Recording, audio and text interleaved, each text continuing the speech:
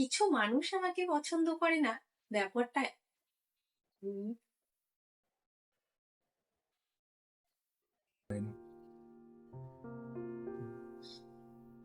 কিছু মানুষ আমাকে পছন্দ করে না, ব্যাপারটা এমন না যে আমি তার কোনো ক্ষতি করেছি। অপছন্দের বিষয়টা প্রতিহিংসা বা অহংকার থেকে আসে।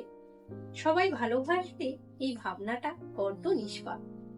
জীবনের পথে চলতে গিয়ে আমরা অনেক সম্পর্ক পাই, আবার হারাই।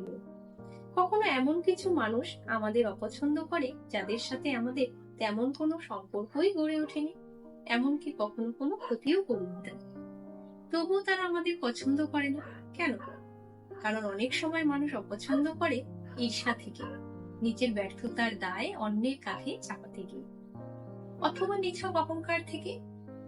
অনেক সময় তারা নিজের মনের ভিতর একটা প্রতিযোগিতা তৈরি করে নেয়, যেখানে আমরাও প্রতিযোগী, যদিও আমরা জানিই না সেই প্রতিযোগিতা কখন শুরু হয়েছে।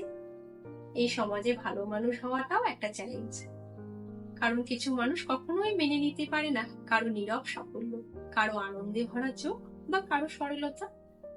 তারা অপছন্দ করে দূরে সরে যায়, এমনকি ভুল ব্যাখ্যা দেয় আমাদের উপস্থিতি। কিন্তু তাতে কি আমরা কি থেমে যাব?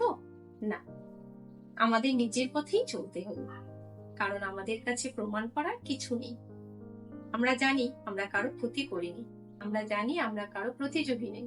নিজের সীমার মধ্যে নিজের ভালো থাকার যুদ্ধটাই আমাদের একমাত্র লড়াই।